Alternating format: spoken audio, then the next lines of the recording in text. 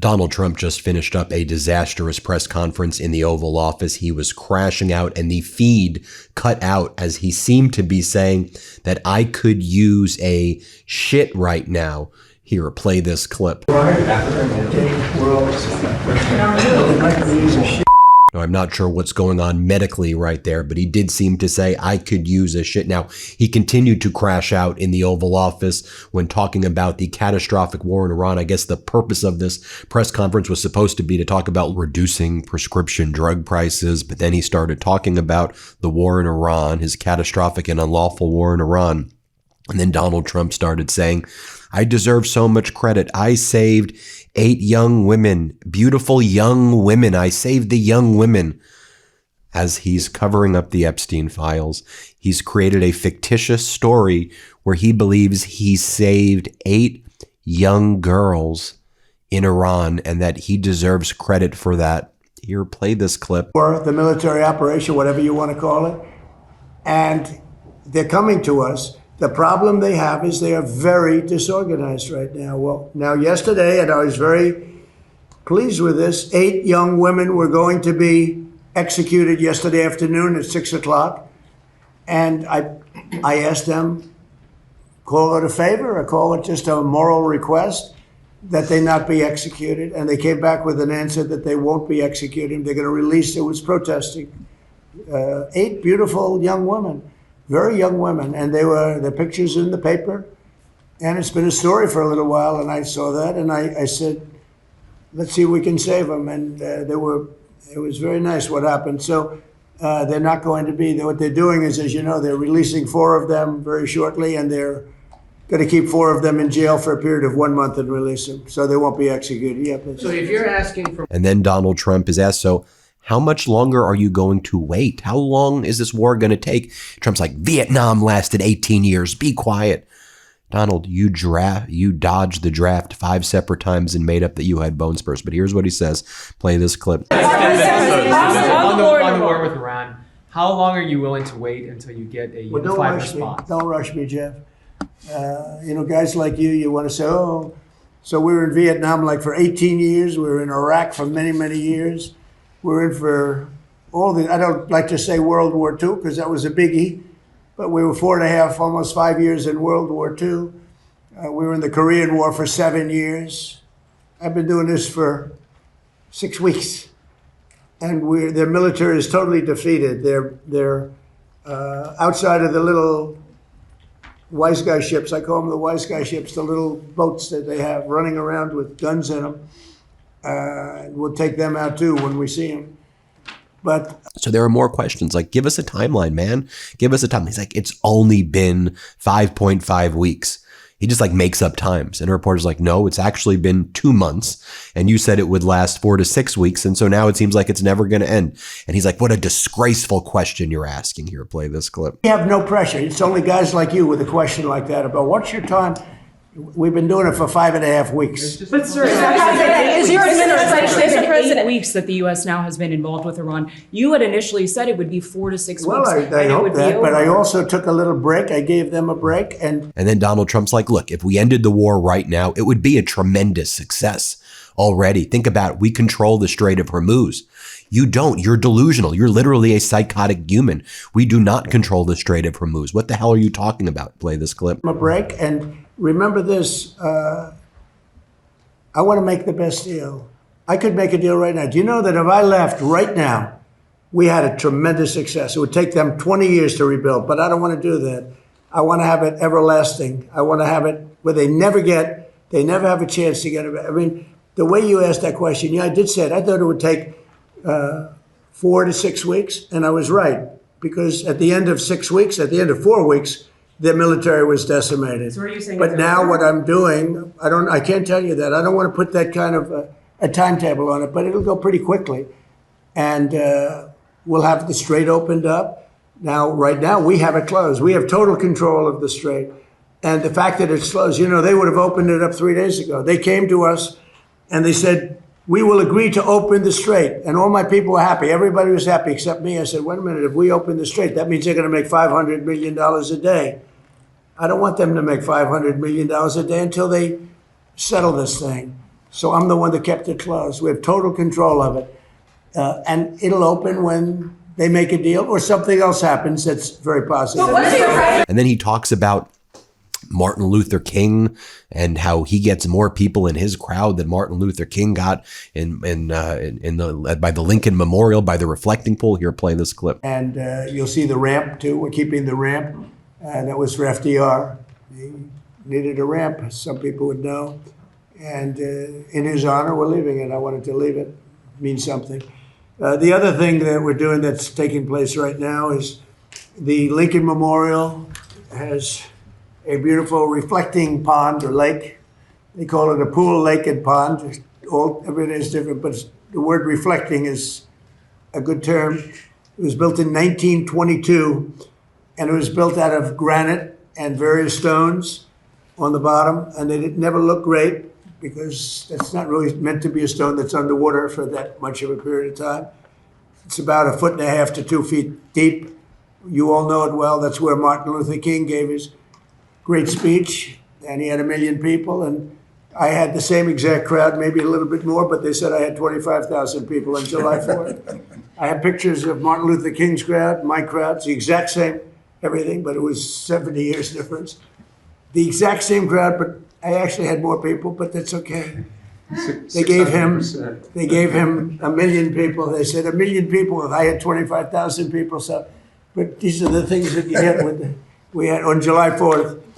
A few years ago, first term. So you have this reflecting lake pond. I mean, completely outrageous. And then he starts talking about the prescription drug prices and how his name is on how his name is now going to be on all the drugs that are backed by the government, and they're going to call it Trump drugs. Dudes, what are you talking about? Let's play this clip. I didn't put the name. Bobby did, and Oz did. It's true, actually. Remember, I came in. I said, "What's this?" You but like they the said, name? it'll be better. It'll sell better. Would you help us?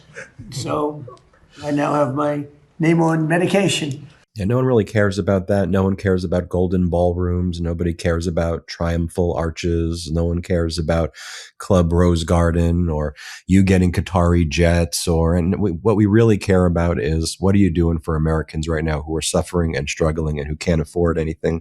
And so what he does, though, is because he's been a con artist his whole life, he just starts making up numbers again. And he's like, well, we secure gigantic discounts, 600% discounts. Stupid. Stop saying stupid things, man. 600% discounts. The pharmaceutical companies aren't paying people. Just stop. Here, play the clip. Their part to bring down the cost of health care for all Americans under our most favored nations agreement. We've secured gigantic discounts with price differences from 4 to 5 and even 600%. 600%. Yeah, that's not a real thing. It can't go down that much. Just people aren't dumb. Just speak to people like a normal grown-up. Like, can we start with that baseline? But then you have RFK Jr. He chimes in and he's like, oh, one of the Democrats thought they were being all smart. And they're like, you can't reduce something by 600%. And I'm like, you don't know the way we do percentages here in the Oval Office. Here, play this clip. So, Bobby, please. Thank you. Thank you, Mr. President.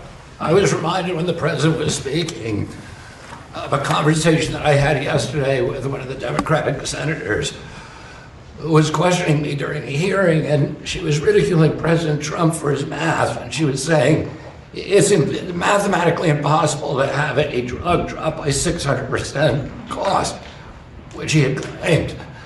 And I said, well, if the drug was $100 and it raised the price to $600, that would be a 600% rise. Well, if it drops from 600 to 100, that's a 600% savings. How is this even real? How is this not idiocracy? It is. It's just real, and people are really suffering from these idiots. Then you had Howard Lutnick today testifying that he's only sold one of these Trump gold cards. You know what he previously promised he was going to sell? Remember, he was going on all the right-wing podcasts. Here's what he said. Let's play it. And by the way, yesterday I sold 1,000. Oh, you did? I got a poly market I created on how many are you guys going to sell this year. And how many people do you think there are that could qualify in the world? There are 37 million people in the world who are capable of buying the card. In case you were wondering. 37 million. That's a lot more than ChatGPT told me. Who are capable of buying it. Who are capable of buying it. Now, I'm not saying they will. but they're capable of buying. How many do you think you'll sell? The president thinks we can sell 1 million. So That's $5 trillion. $5 The stupidest stuff in the world. They've sold one thus far, and I'm not even sure if that's true, but he said under oath one. Then you have Jamison Greer, Donald Trump's trade representative, testifying. Watch as he was cross-examined by Democratic Congressman Suozzi. Let's play it. Are tariffs increasing prices for the American consumer? So I'm going to say no. Have you ever heard the expression that businesses crave predictability? Sure, we've heard about that. Would you agree that there's been some instability and volatility caused by the trade policy of this country? We saw some volatility last year. So you disagree with the statement from the Tax Foundation that these tariffs are causing costs to go up $1,000 per household? You disagree with that? I do disagree with that, yes. And you disagree with the statement from the Yale Budget Lab that this is costing each household $2,400? I do disagree. On an annual basis? How about from Moody's Investment Services? These tariffs are raising inflation and the cost of living. Do you disagree with that? I do disagree. And you disagree with the fact that Moody's also says this reduces jobs and reduces the strength of our economy? We are the strongest economy in the G7. The U.S. Chamber of Commerce, the Tax Foundation, these are conservative institutions that are saying that these are costing consumers $1,000 a year, $2,400 a year, $4,200 a year. So you disagree with all of that. Do you disagree with Neil Bradley from the U.S. Chamber of Commerce, who says that these tariffs have caused significant cost increases? There's a bunch of ridiculous people. I want to bring in Democratic Congressman Tom Suozzi, who you saw do that cross-examination right there. Congressman Suozzi, it's good to see you. And, you know, with all of Donald Trump's distractions and fake deadlines and not meeting the deadlines, you know, I think that the media often is covered of that. But, you know, people in your district and throughout the country right now, I mean, this is how they describe it to me. I'm psychologically tortured, living paycheck to paycheck right now, and things are only getting worse. And so you saw there with your cross-examination of Jamison Greer, they're living in this Mar-a-Lago fantasy Bernie Madoff fraud world. Can you talk to us about it, Congressman? Yeah, I think this is catching up with them. You know, when the president says affordability is a hoax, and his team of people like Ambassador Greer, as well as the Republicans running for office, going along with that, they're going to have to pay for that in November, because the biggest issue for Americans today is affordability. And there are specific policies of this administration that are making things more expensive. They're not even like debatable. Tariffs are making things more expensive. The war is making gas prices more expensive. The big, beautiful bill caused the biggest deficit in the history of the United States of America. That's upward pressure on interest rates. It's keeping interest rates high. You can't buy a house. You can't lease a car because the interest rates are so high. Energy costs are going up because they cut all the green energy supply at a time there's increasing demand because of all these data centers. For 20 years, energy demand was flat.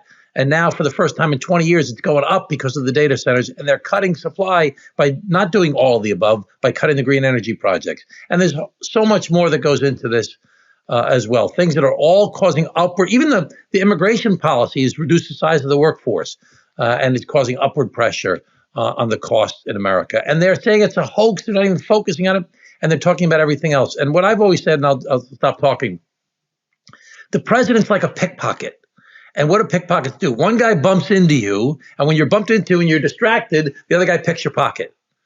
So he'll talk about crazy stuff. Health insurance rates are going through the roof. And we were trying to deal with the premium tax credit issue and the cuts in Medicaid. And what did he make the issue? Venezuela and Greenland. He tries to change the topic by attacking the Pope or by, we're going to wipe out a civilization, just so we don't talk about the real issues that are affecting real people's lives. It's a tactic used by con artists, right? I mean, at some point, the Ponzi scheme runs its course and people say, you know what? I want my deposits back, Bernie Madoff. And what do they say? Just give me 2 weeks. We've got a great plan. Give me 2 weeks. Give me 2 weeks. And now we're in this 2-week Donald Trump failure loop, which frankly, you from New York, you've seen the Trump failure loop play out your entire life, whether it was failed businesses in Atlantic City or nearby. It's this loop where adults and grownups who confront problems have some humility. Look, we all fail in life sometimes, but you recognize the problem, you try to address it, you bring in experts, you deal with it, you try to progress. Maybe you fail, but you learn from your mistakes. He does this 2-week loop where he just delays, denies, and he turns a bad problem into a worse into a catastrophic into a bankrupt. And I just feel that's where we're being brought now into the abyss with everything he's doing now with this catastrophic war and everything he's doing at home. It's just a delay. And then I think he wants to dunk it on when a Democratic president comes into power. And then the MAGAs are all like, we're fiscal hawks. Look what you do. Oh my gosh. We'll have to fix it, right? Yeah, it's delay, distract. And I think it's finally catching up with them. I mean, it's really, it was kind of funny watching the whole thing about the 600% decrease. If you cut the drug price from 600 to 100, which they haven't really even done, that means you're cutting it by $500. $500 divided by $600 is 83%. It's not 600%. I mean, it's my math thing. I'm a CPA. So these guys are really just bamboozling people, and I think the public is catching up with it. And you can go in a hearing and you can say these tariffs are not increasing prices. But then when people walk into the supermarket and they're buying things, they're like, oh my gosh, what's happening? When people go to the gas station and they see the gas prices, they're like, oh my God. Biden had a little bit of this problem as well when they were talking about the stock market's doing well, we're recovering quite a bit, we're creating a lot of new jobs. But people saw what was happening to the economy. And it's worse now than it was then. And they're just ignoring it. When he literally says on multiple occasions, this affordability issue is just a word. It's a hoax. And people's real lives, they feel disrespected and they feel like nobody's hearing them. And the problem is, for both sides, Democrats and Republicans, is everybody's just pointing fingers at each other. You're no good, blah, blah, blah. And the people are out there and they're like, what about me? What are you doing for me?